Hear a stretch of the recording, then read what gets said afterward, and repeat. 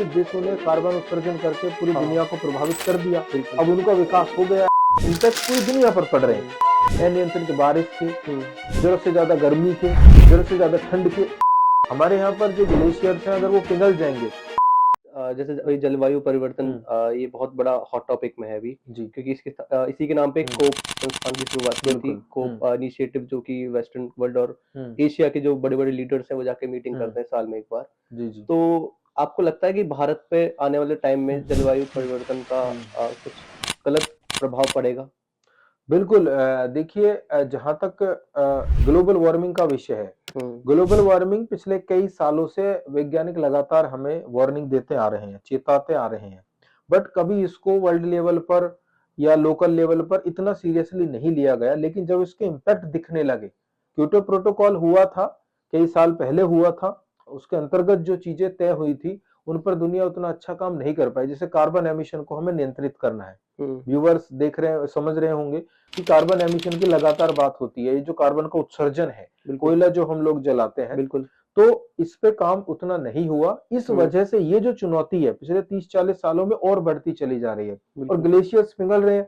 हमारे यहाँ पर जो ग्लेशियर्स हैं, अगर वो पिघल जाएंगे तो पृथ्वी का जो ज्यादातर जो भूभाग है वो जलमग्न हो जाएगा। हाँ, तो ये तो रहे लॉन्ग टर्म इम्पैक्ट जो दिखने शुरू हो गए हैं। जहां तक भारत के परिप्रेक्ष्य की बात है, अगर हम लोकल परिप्रेक्ष्य में करें, भारत में भी हम दो हिस्सों के प्रमुखता से बात कर सकते हैं यहाँ पर।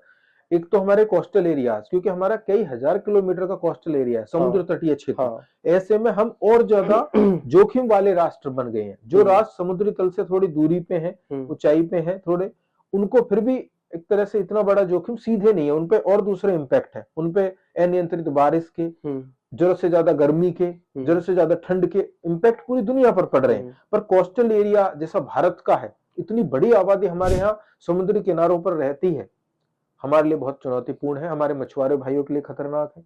हुँ, साथ ही साथ मैं हिमालयन एरिया की बात करना चाहूंगा। भारत का काफी बड़ा एरिया हिमालयन एरिया जो है, हाँ, ये भी इस मामले में जलवायु परिवर्तन की वजह से, क्योंकि खासकर ग्लेशियर वहां पर है, हुँ, ग्लेशियर्स पिघल रहे हैं, कई वनस्पतियां विलुप्त प्राय हो रही हैं, कई जानवर विलुप्त प्राय होते जा रहे हैं जलवायु हुँ, परिवर्तन की वजह से, ग्लोबल वार्मिंग की वजह से। क्योंकि टेम्परेचर जिस तरह से बहुत तेजी से बदल रहा है। अब जैसे फरवरी है, हुँ, भारत के इतिहास में इतना गर्म फरवरी कभी नहीं रहा। अभी कल परसों ही ये सही डेटा बात आया है। है। तो ये ग्लोबल वार्मिंग का इम्पैक्ट है।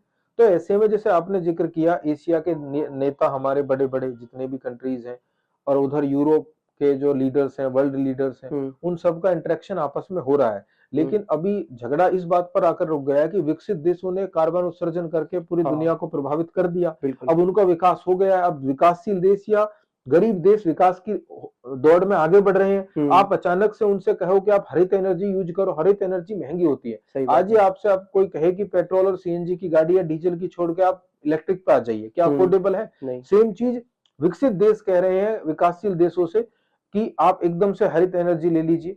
ये मुश्किल है। कोयले पर डिपेंडेंसी कम कर दीजिए, कोयला फिर भी सस्ता पड़ता है, हालांकि हुँ, पर्यावरण के लिए नुकसानदेह है। तो ऐसे में मैं अगर शॉर्ट में बताऊं, आसान भाषा में बताऊं, तो पूरी दुनिया में दो धड़ों में बट गई है। एक वो देश जो विकसित हो चुके हैं, जिन्होंने बहुत कार्बन उत्सर्जन किया है, आज भी कर रहे हैं अपनी एनर्जी की जरूरतों को पूरा करने के लिए, अपने विकास के लिए।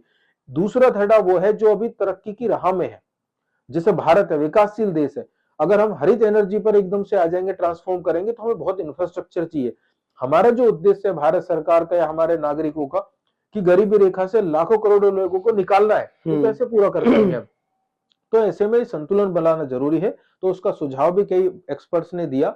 विकसित देशों को बोला कि आप फाइनेंशियल सपोर्ट कीजिए विकासशील हुँ, देशों की, सही बात है। हरित एनर्जी के लिए या बाकी एनवायरमेंट बेटरमेंट के लिए जो इंफ्रास्ट्रक्चर में जरूरत है उनको पूरा करने के लिए। लेकिन कई कंट्रीज उसमें विकसित देश नहीं मान रहे हैं।